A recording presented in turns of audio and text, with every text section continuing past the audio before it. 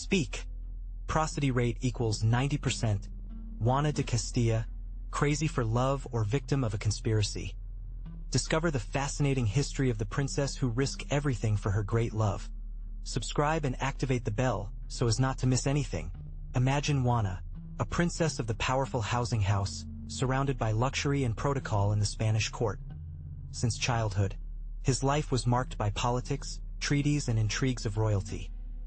His education was rigorous. He learned to read, write, speak several languages, and to develop with elegance in court society.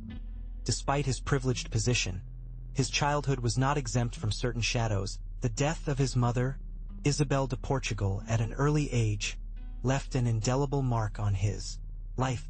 Heiress to the throne of Castilla and Aragon, Juana was a key piece in the power games of the time. His future was written. A strategic marriage that would ensure the political stability of the kingdoms. From a young age, he was aware of his role on the political board, watching with cunning the negotiations and alliances that were woven around him. However, despite the pressure, his life so far was characterized by his dedication to study and arts. But behind the educated and politically skillful princess, a young woman with her own dreams and desires was hidden. Despite the weight of the crown, Juana enjoyed moments of stillness, dedicated to reading, music, and the few friends that the court allowed her to keep in those moments of intimacy. Far from the real pomp, a more complex and sensitive personality was glimpsed, which fate would test with a devastating force. Your childhood in the Aragonese court was a luxury and protocol whirlwind. Imagine. Richly dressed with silks and brocades, you learned the arts of a princess. Teachers taught you to read, write, and speak several languages, including Latin, essential for the diplomacy of the time. In addition to the lyrics, music and dance were a fundamental part of your education, shaping your grace and refinement. Not only was it about academic knowledge, they instructed you in court label, in the complexities of the real protocol, and in the art of conversation. You learned to behave with dignity and maintain an imposing presence, crucial skills for a future queen. You were taught to weave, embroider, and handle the work of high Alcurnia women, reflecting the role that was expected of you. But the education of a princess also included aspects beyond the protocol. You received lessons of history, geography, and politics, preparing your mind for the responsibilities that awaited you. You were taught to analyze complex situations, to make strategic decisions, and to understand the intricate power game that defined life in court. Your training sought to become a wise and cunning ruler. And then, he arrived. Felipe el Hermoso. Remember that first meeting, you, a young princess, surrounded by the pomp of the Aragonese court, he, an Austrian archduke, with a beauty that dazzled everyone. His eyes, blue and penetrating, met yours, and at that moment, something changed. A silent arrow, an invisible connection that transcended real formalities. The first dances, the furtive conversations between stolen looks. His smile captivated you, the one that seemed to illuminate the stay. His ways, although distant from the court label, transmitted a warmth that made you feel special. That it was an almost immediate falling in love, a deep feeling that began to seize your heart. That love, as intense as fleeting in its beginnings, became the center of your universe. You left the courtesan responsibilities, government lessons, all paid before the intensity of that feeling. Each encounter with Felipe became an event, a promise of happiness that made you forget the weight of your crown. And there you were, promised to Felipe, a political link, a union between kingdoms, but for you, a whirlwind of emotions. He, with his cold and distant beauty, captivated you. Yes, but was that true love or an illusion born in court, surrounded by intrigues and ambitions? Remember the weight of the crowns, the weight of the responsibility that fell on your shoulders, long before the madness seized your mind. Marriage, a contract sealed with a kiss. But after the pomp and celebration, a different reality began to the one you dreamed. Felipe, distant and often cruel, relegated you to the background. His coldness hurt you deeply, feeding a sadness that was in your heart, while the pressure of the court, of the expectations and political conspiracies surrounded you relentlessly. Prosody, speak. Speak. Prosody rate equals 90%. The influence of his family, the Austrian court, hovered on you. His political intrigues, his plans to consolidate power, left you increasingly alone, isolated, a marriage that became a golden prison. Remember the growing sensation of loneliness, the void that expanded inside you, the feeling of being trapped in a game of power that you did not understand, but that consumed you little by little. Suddenly, you were in Flanders, a different world. Binche Castle, imposing and cold, became your new home. The richness of the fabrics, the vibrant colors of the markets, everything was a contrast to the Spain you knew. The language, the flamenco, sounded strange to you at the beginning, a barrier that was gradually knocked down with the help of your maids and your nearby circle. The flamenco court, with its customs and hierarchies, was an enigma that was slowly deciphering. The company ladies, with their elegant dresses and their conversations in a language that was still difficult for you, they looked at you curiously, a mixture of admiration and suspicion. But little by little you were finding your place, learning the rules of the game, conquering its respect and even its affection.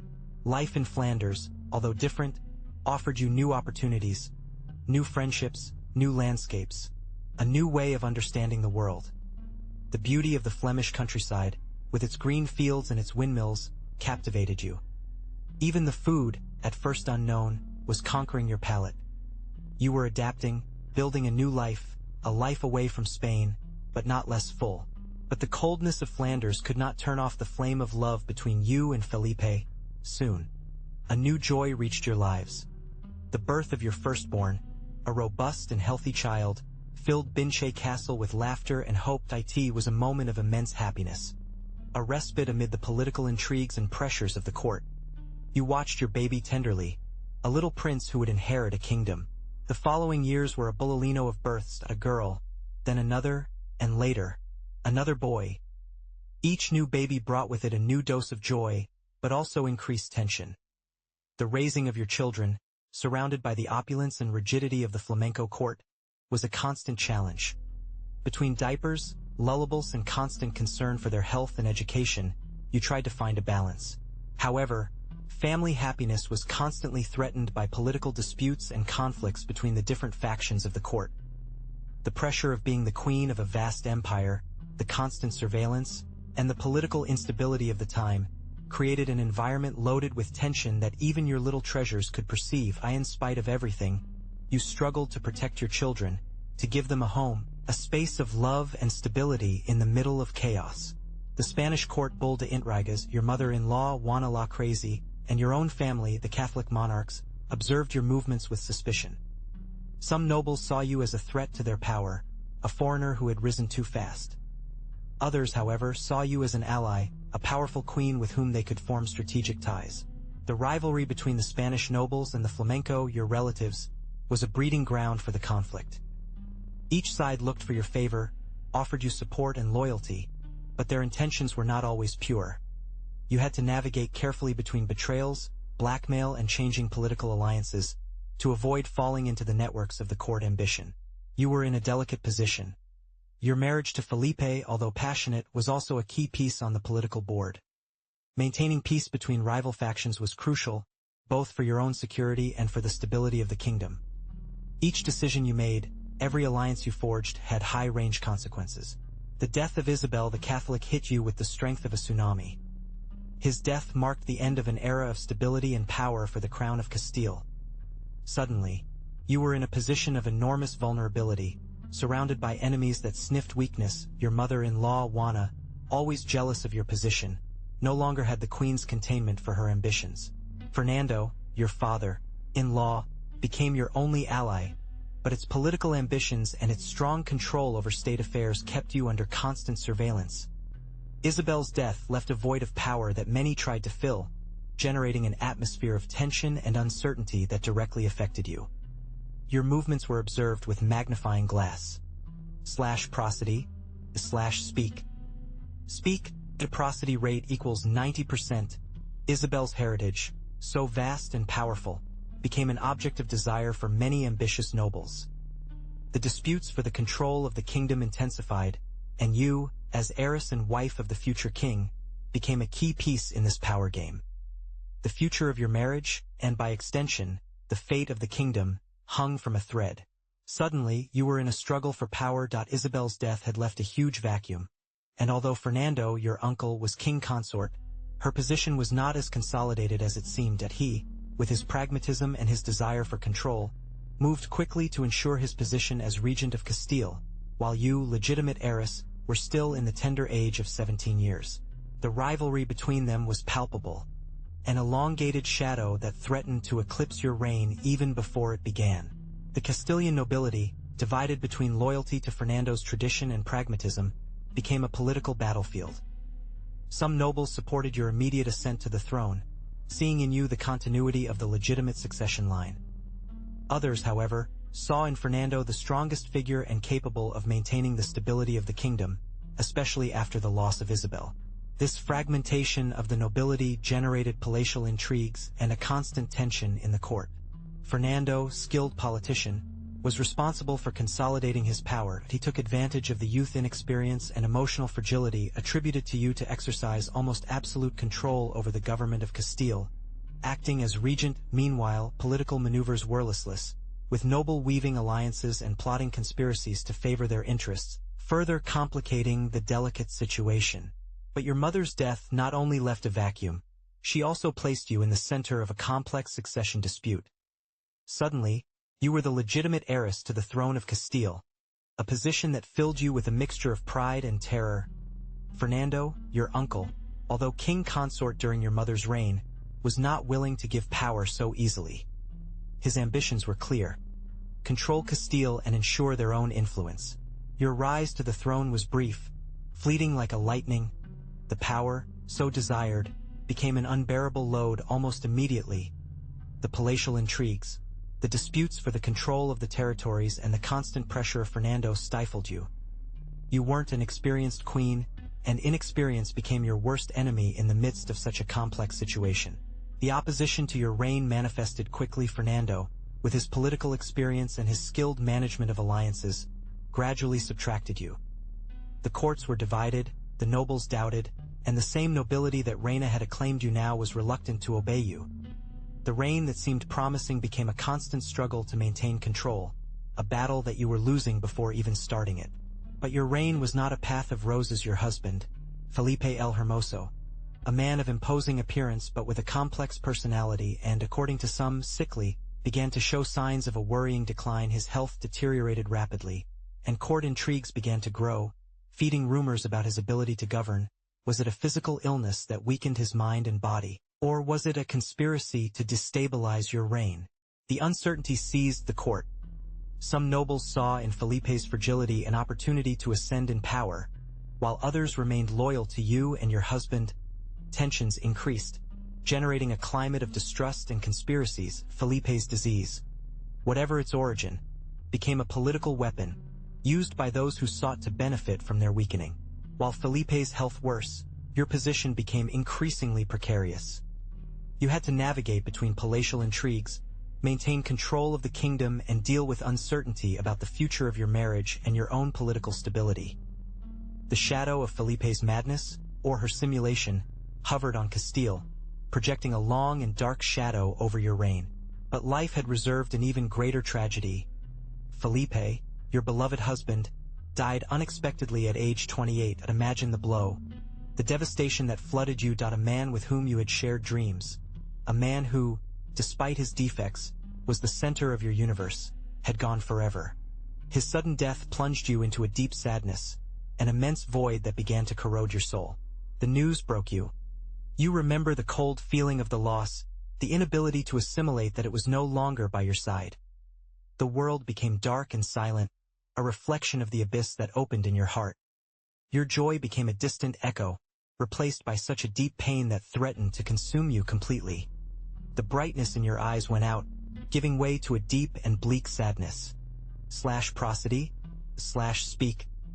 Speak, the prosody rate equals 90%. Some say it was from there that your suffering began. Not only the pain for the loss of your husband, but the beginning of a long path of desolation. A descent to an abyss of sadness that seemed to have no return. Felipe's death was the trigger for a deep change in your life. The loss of a fundamental pillar that sustained you. The beginning of a stage marked by anguish and despair. The pain consumed you, but the court, in its cold pragmatic, decided that the best option was to get away from public life. They took you to Tordesillas, a castle that would become your golden prison. Imagine the long trip, the heavy silence of the carts, the echo of your own penalty resonating in each wheel blow on the cobblest road. Prisoner or protected? The line was diffuse, the political decision cruelly ambiguous. Tortoisilla walls closed around you, high and imposing. As a judgment for life, your world was reduced to the rooms of the castle, the worried or indifferent faces of the company ladies, to the monotony of the days that happened identical, marked only by the slow agony of your soul. The decision of your confinement, a protection measure for your mental health or a political strategy to get away from power. The beginning of your confinement was a slow and silent descent to seclusion. They moved you away from politics, the intrigues of the court, from the life you knew. But was it really a confinement? Or, on the contrary, a way to protect you from the pressures, from the pain that threatened to consume you completely? The answer, perhaps, is in the very ambiguity of your captivity. Tortoisillas, their walls surrounded you, a cold stone hug. The windows, close slits to the outside world, offered only fleeting flashes of a life that was no longer yours. The castle, imposing and silent, became your universe, a maze of empty corridors and austere rooms that reflected the loneliness that consumed you. The days melted with each other, a monotonous succession of slow hours that crawled without purpose. Your only companies were the maids, distant figures that fulfilled their duties with cold efficiency. There were no laughter, nor animated conversations, only the whisper of the dresses and the echo of your steps in the desolate halls. Felipe's absence, the loss of your beloved, became palpable in every corner of the castle, a silent ghost that accompanied you in your confinement. The garden, a small green space surrounded by high walls, was your only respite. There, between wild flowers and fruit trees, you could feel, although fleeting, a connection with the outside world. But even the beauty of nature was overshadowed by the oppressive presence of the castle, a constant reminder of your captivity. The days became weeks, the weeks in months, and the months in years. Time seemed to stop in Tortoisillas, a static space where the only constant was your loneliness, a void that extended beyond the cold stones of the castle, reaching the deepest of your soul. From Tortoisillas, rumors began to weave like an invisible spider web, wrapping your figure in a halo of mystery. Words whispered in the palace halls, hidden conversations in the kitchens, letters that crossed borders with ink that revealed more than it hid. Your imprisonment was interpreted as a confirmation of what many already suspected, that the queen was crazy. The court, always eager for gossip and power, was responsible for feeding the legend. Each of your acts, however insignificant it seems, was magnified, twisted, until it became evidence of your supposed madness. At a gesture, a word out of place, a lost look, everything became ammunition for those who sought to delegitimize your reign. The information, distorted and amplified, traveled quickly from Madrid to Toledo, from Seville to Barcelona. The history of the Loca Queen extended as a forest fire. Poems were written, songs were composed, stories were created that portrayed you as a tragic figure, victim of an overflowing passion, or as a threat to the kingdom. Those whispers reached the ears of the real doctors, men of science, or at least that believed to be, who approached you with their bleeding, their purges and their diagnoses, as uncertain as the future. For them, your sadness, your obsession with Fernando was a disease, madness caused by melancholy. They saw you as a victim of your own passion, unable to overcome the loss of your beloved. Some, bolder, ventured to diagnose a love melancholy, a disease recognized at the time, which attributed to your deep sadness and emotional imbalance caused by Fernando's death. Others, more conservative, spoke of excessive passion, a condition that in their mind translated into a mental weakness, a lack of control of the emotions that made you prey to madness. Prosody, speak. Speak. Prosody rate equals 90%. Actually, none of them had the necessary tools to understand the complexity of your suffering. The medicine of the time was rudimentary, based on ancient theories and a limited vision of mental health.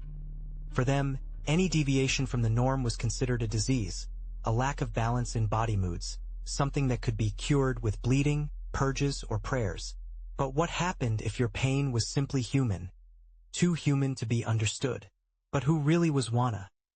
That is the question that has persecuted historians for centuries. In his time, the image that was projected from her was that of a powerful queen, although melancholic, the daughter of the Catholic monarchs, an educated and cultured woman, who fell in love with Felipe el Hermoso. However, after the death of her husband, the narrative began to change. The rumors of madness extended like gunpowder, feeding an image of weakness and imbalance. For centuries, Juana's story was told from the perspective of the men who surrounded her. Her father-in-law, her own children. She painted her as a woman unable to govern, victim of her emotions, a queen crazy about love. This image, strongly influenced by the political propaganda of the time, relegated it to a secondary role, making it a symbol of female fragility. However, in more recent times, the perspective has begun to change. Modern historians have reviewed the sources, questioning the diagnoses of the time and analyzing the political context in which Juana's life was developed. Juana begins to be seen not only as a victim of circumstances, but also as a complex woman, with a great leadership capacity and a strong personality that was silenced. But the melancholy that was perceived in the palatial chronicles is revealed with an unexpected depth in their letters. Imagine hundreds of handwritten missives, revealing a complex, passionate, and deeply affected woman. Fernando the Catholic in them. Juana is not just a queen, but a daughter who cries the loss of her guide and confidant. His words, full of pain and an undeniable devotion to her husband, Felipe el Hermoso, show us a side of history that official portraits cannot capture. Through her letters, we discovered the intensity of her love for Felipe, a love that led her to make decisions that would later be questioned. Her correspondence reflects a deep emotional dependence, a total delivery to her husband who, over time, became an obsession that clouded her judgment. Read between the lines, observe the phrases loaded with affection, the despair that is filtered in each word, and you will see a much more complete psychological portrait of the Queen. The analysis of his calligraphy has even given rise to fascinating interpretations. Some experts have seen in their strokes the evolution of their mental state, the gradual change of a firm and elegant writing to a more clumsy and nervous, a reflection of their growing anguish. It is as if, through ink and parchment, his soul manifested, leaving behind a legacy of letters that transcend the mere act of communication, becoming an invaluable testimony of a life marked by passion and tragedy. But to what extent was Juana a piece on a political chessboard? You can see yourself in their letters, among the statements of unconditional love, glimpses of the complex network of alliances and rivalries that surrounded it. The decisions he made, or that were imposed, had geopolitical consequences of great size. His marriage to Felipe el Hermoso, for example, was a strategic movement of great draft. Think about the constant pressure he should feel, the need to ensure the succession of the Spanish crown, an objective that was committed to conflicts between the different crowns and the ambitions of the European powers. The influence of their environment, composed of courtiers and family members with hidden interests, molded their decisions, although she, with her overwhelming personality, also played her own letters. His own father, Fernando the Catholic and consummated political strategist, was a key figure in his life. Although he loved it, he also used it as a tool to consolidate his power and ensure the future of his kingdoms. His confinement, was it an act of protection or a strategy to neutralize a too powerful and unpredictable queen? The line between madness and manipulation becomes blurred. But Juana's madness not only affected her. His children, heirs to the throne of Castilla and Aragon, were involved in a complex struggle for power. Carlos, the eldest, inherited the ambition of his grandfather, Maximiliano I, and Fernando's political cunning. From a young age, he was prepared to govern, but his mother's instability projected a long shadow on his future. Prosody, Speak. Prosody rate equals 90%. Isabel, her sister, although initially relegated by her gender, demonstrated remarkable political intelligence. Her strategic marriage with King Manuel I of Portugal positioned her as an influential figure in disputes over the succession, weaving alliances and exerting an influence that no one expected of her. Remember that the time was not easy for women. Fernando and Catalina, the younger brothers, also played their cards. Fernando, with his reserved character, remained outside the open disputes, but his position as a potential heir was never ignored by others. While Catalina, the youngest, her future was linked to the political movements of her older brothers. The struggle for succession was not only among Juana's children, but also among the different factions of the Castilian and Aragonese nobility. Each of the brothers, supported by different power groups, faced a complex network of intrigues and alliances, which will keep you attached to the screen. Who would be victorious of this complex battle? His grandfather's ambition, Fernando the Catholic, was reflected in him. Carlos, from a young age, was involved in the complexities of the court and disputes for power. Despite his mother's mental illness, Juana, he clung to his right to inheritance, a right that he had to defend with cunning and firmness in front of the intrigues and challenges of the time. Imagine the pressure. Heir to two empires, with an incapacitated mother and a divided family. His rise to the throne was not easy. He had to navigate between the tensions between Castilla and Aragon, deal with the influence of the nobles and the opposition to his reign. Remember that his mother's situation was used against him by many who sought to weaken their position, questioning their legitimacy as heir. But he knew how to handle these difficulties, demonstrating a political intelligence that would allow him to consolidate his power. Despite the shadow of his mother's madness, Carlos I forged a vast and powerful empire. Its reign was characterized by territorial expansion, political ambitions, and the consolidation of the power of the Hispanic monarchy. He was a man of his time, with all his virtues and defects, but without a doubt a key figure in the history of Europe. Think about the reach of your conquests and your lasting legacy. But Juana's story is not understood without the figure of her grandfather, Fernando the Catholic. A powerful, cunning man, who saw in his granddaughter a key piece in his power games. For him, Juana's mental instability was a problem, a threat to her reign and the stability of her territories. It was not a paternal love that felt, but a cold political strategy. Thus, Fernando took the reins of the government of Castile, relegating Juana to the background, first with the excuse of her illness, then as an absolute control measure. Imagine the pressure that Juana had to suffer, deprived of her liberty and legitimate power. His isolation was carefully orchestrated, a golden prison, but a prison after all. For Fernando, keeping Juana under her control was crucial, not only to ensure the political stability of Castile, but also to manipulate its inheritance and the future of its territories. His concern was not your well-being, but the maintenance of the power and expansion of its influence. Juana's figure became another tool in her political game. But Juana's story is not completed without understanding Felipe the Beautiful, her husband. A man of dazzling beauty, hence his nickname, who captivated Juana from the first moment. You will wonder, was it just your beauty? The answer is complex, because Felipe was an enigmatic man, with a personality that oscillated between fascination and repulsion. He was lovely, yes, but also cold and calculating. Ambitious, he sought to be able to and consolidate his position, and Juana, heiress of a powerful kingdom, was the key piece on his game board. Its charm was a tool, a weapon to achieve its goals, and perhaps that also attracted Juana, that aura of mystery and power. Some describe him as a superficial man, interested only in his own benefit. Others, on the other hand, talk about their intelligence and their ability to political strategy.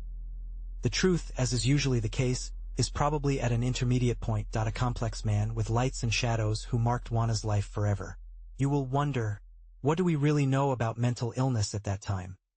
In the 15th and early 16th century, the understanding of mental health was, in the best, rudimentary. There were no precise diagnoses such as those we have today. It was believed that madness was caused by humoral imbalances, demonic influences, or even a divine punishment. Imagine the lack of resources and stigma that surrounded those who suffered mental illnesses.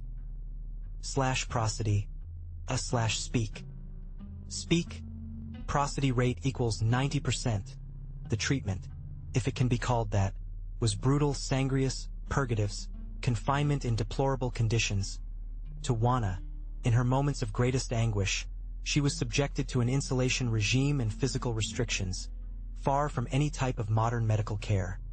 His suffering was aggravated by the lack of understanding and inhuman treatment. Think about the loneliness and terror he had to feel.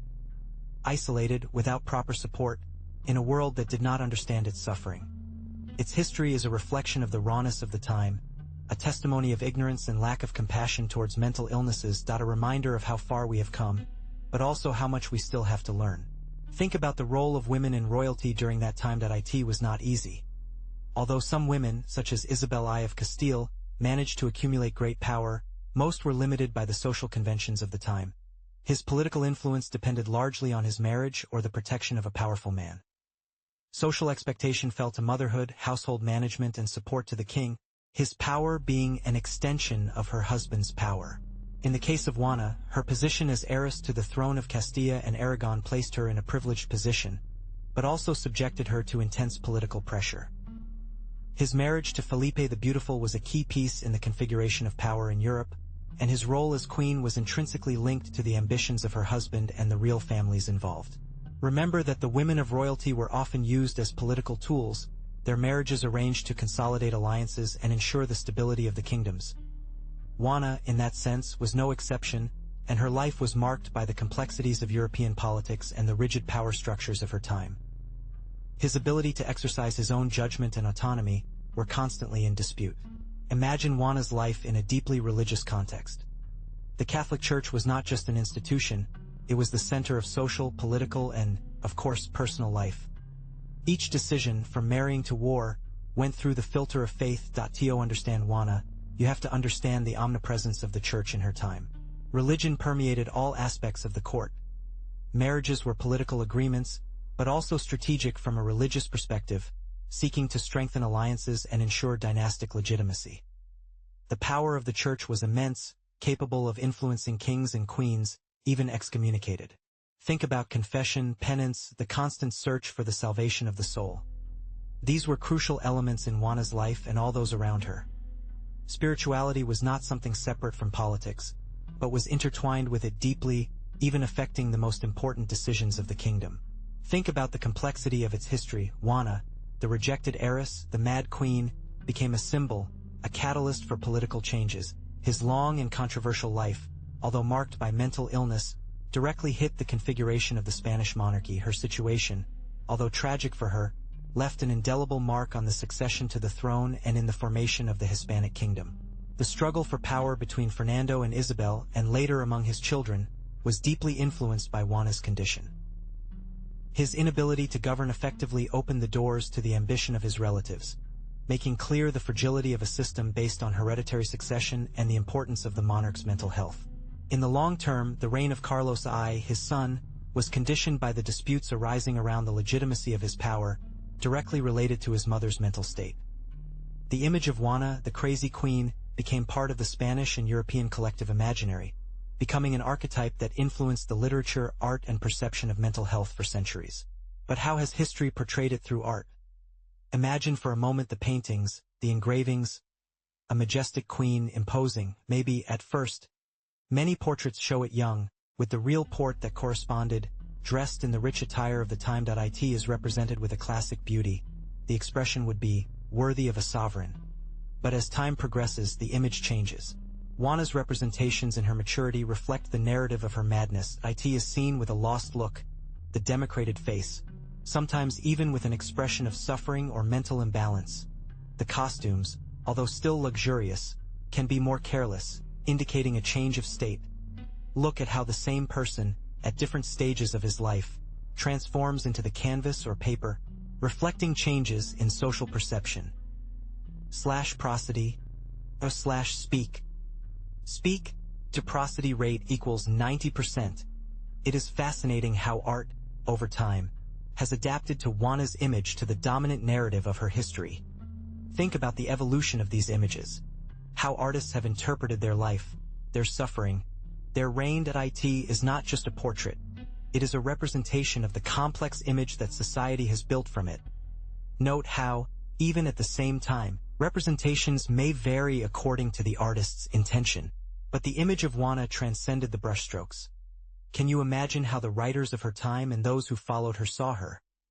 He became Muse, an enigma that inspired novels, poems, and plays, from the drama of a destroyed queen to the tragedy of a woman betrayed by love. Her story adapted to the sensibilities of each era. Some painted her as a victim, manipulated by her directors, a pawn in power games that surpassed her. Others, on the other hand, presented her as a woman with an overflowing inner force, fighting a cruel destiny. The literature allowed his image to multiply, fragment, rewritten. Think about the different interpretations that have been made of your madness. Was it a real disease, or a form of resistance, a mask to protect itself from an unbearable reality? Literature has explored all these possibilities, offering multiple perspectives of the same story. The interpretation of his life, always subjective, has been shaped by each writer's pen, enriching the complexity of his legacy. But was Juana really crazy? How did he paint her the story? Many current historians believe that their behavior was attributed to a mental illness to justify the usurpation of power by his father-in-law, Fernando the Catholic, and his son, Carlos. Imagine the pressure that a young queen had to feel, facing the Spanish court and the palatial intrigues. His intense pain for the death of his beloved Felipe el Hermoso, together with political manipulation and isolation to which they submitted it, could have contributed to their behavior. Think about stress, loneliness, and lack of support he suffered. How would you have reacted in place?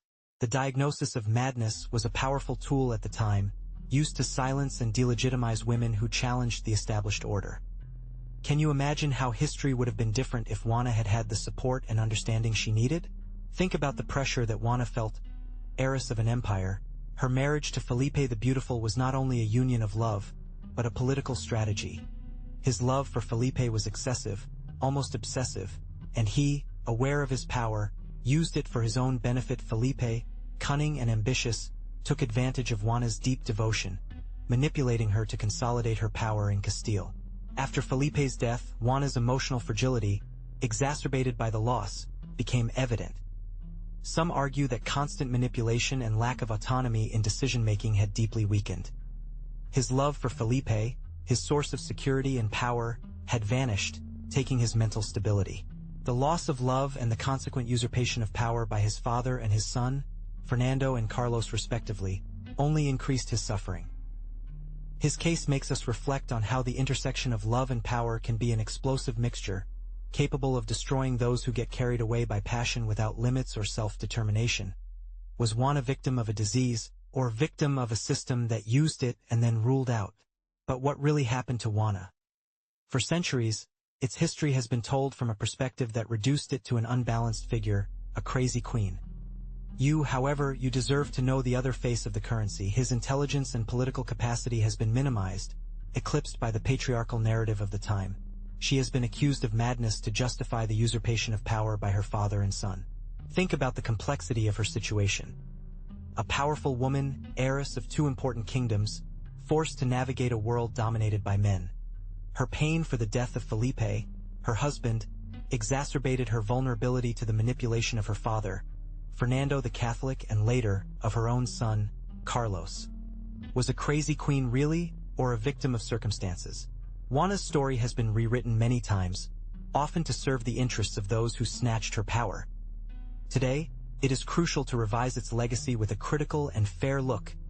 A deep analysis is needed that considers political pressures, social norms, and the historical context to understand their behavior. We cannot simply discard it as crazy, prosody, speak. Speak, a prosody rate equals 90%, you wonder. Was Juana really a crazy queen, or victim of a political conspiracy? The official story, written by the men who destroyed her, painted her as a deranged woman, unable to govern. But what if that narrative hides a much more complex truth? Let's analyze the facts. Who benefited from their dismissal? What interests hid after the image of a mad queen? Fernando the Catholic, his father, always ambitioned the total control of Castile. His illness, an issue that has been exploited to justify his inability to govern, could have been magnified or even caused to facilitate his manipulation and subsequent exclusion of power. Remember that the medicine of the time was rudimentary, and an inaccurate diagnosis could be used for political purposes. In addition, the death of his beloved Felipe el Hermoso, a devastating blow to Juana, was used to feed the narrative of his madness. Her pain and reaction to the loss of her husband were interpreted as signs of mental instability, hiding the political maneuvers that sought to dispossess her of her crown.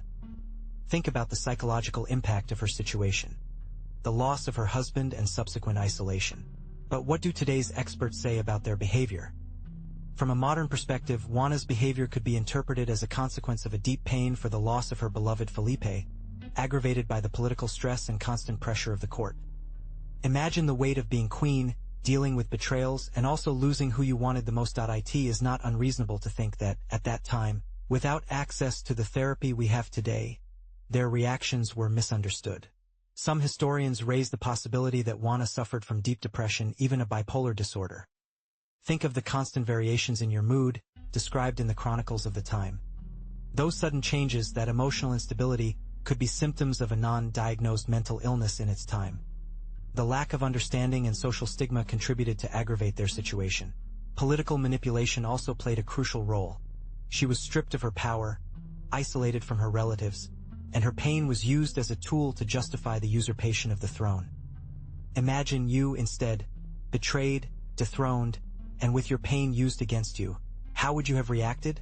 Amado Felipe the Beautiful had died, and Juana, held in the palace of Tordesillas, was discussed between the deep sadness and a reality that escaped him. Was it really a prisoner, or a queen in a golden exile? Tordesillas walls keep secrets. Their walls have been silent witnesses of moments of lucidity and others of deep confusion. You will wonder, what really happened after those thick stones? The letters he wrote, the few who managed to survive the passage of time, reveal a woman with acute intelligence, capable of articulating her thoughts with precision. But was it manipulated? Did your words be misrepresented to justify your imprisonment? The story, as you know, is written by the victors, and in this case, the official version, that of Fernando the Catholic, has dominated for centuries.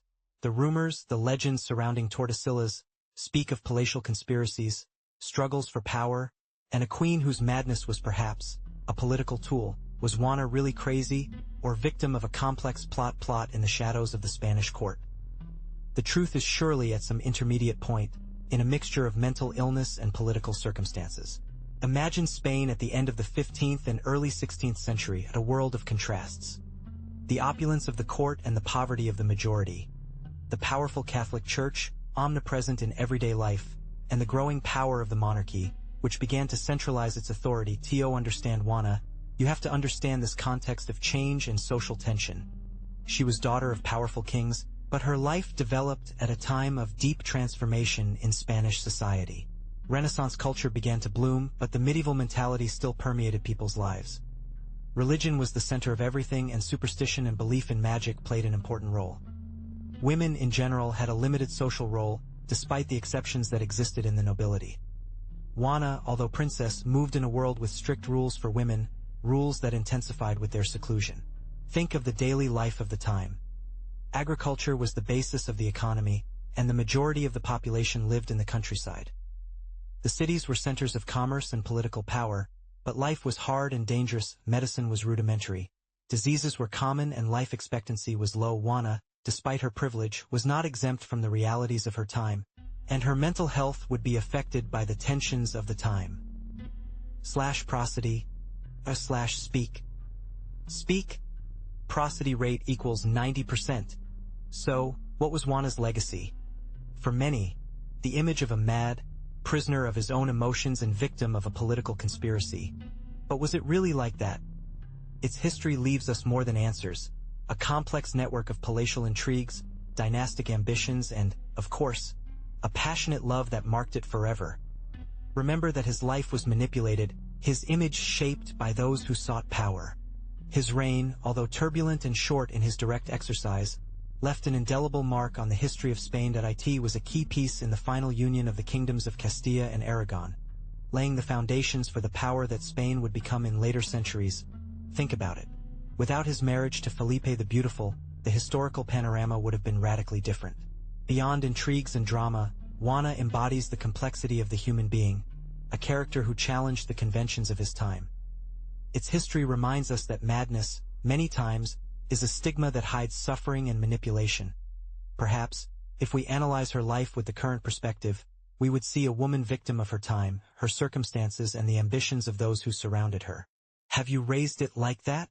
So, do you wonder if Juana was really crazy? Many historians discuss whether their behavior was due to a mental illness or the political pressures of the time. The truth is that there is no definitive answer, and that is the exciting thing about history, right? Some point to postpartum depression, others to a possible schizophrenia. What we do know is that his life was complex and full of traumatic events. And what about your confinement? It was not a simple prison, but a series of transfers to different castles. This was due, in part, to political instability and power struggles among the different members of the court. Its situation was used as a political tool as it was convenient. Many people ask me about their relationship with Felipe el Hermoso. His marriage was a complex mix of love, politics, and betrayal. Although initially passionate, The relationship deteriorated, generating a great impact on Juana's emotional stability. Felipe's death had a devastating effect on her. Finally, was he a victim or villain? That is the question of the million, right? The answer, as I have told you, is complex. Juana was a woman trapped in a turbulent era, a victim of the ambitions of those around her. Its history serves as a reminder of human fragility and the impact of politics on individual lives. To better understand Juana's story, I have based on a wide range of sources. I have consulted contemporary chronicles, such as the letters exchanged between Juana and her family, which offer us an intimate, biased vision of their experiences. I have also reviewed the official records of the Spanish court of the time, documents that, although cold, provide us with objective data on their life and displacements. In addition to primary sources, I have resorted to modern historical studies. Books specialized at the time, biographies of Juana and analysis of the Spanish court of the 16th century have been fundamental. These academic works offer contrasted interpretations of events and help contextualize Juana's behavior within the socio-political framework of her time. It is important to keep in mind that history is interpreted, and that these interpretations can vary. To ensure historical precision, I have consulted different academic databases and digital files. This has allowed me to access complementary information, such as maps of the time, detailed genealogies of the royal family, and artistic representations of Juana and its surroundings. Remember that each source brings a piece to the puzzle, and the key is to analyze them all together. I hope you enjoyed learning about Juana de Aragon. If you liked it, give like and subscribe for more stories. What did you think of your tragic love story? /prosody, /speak.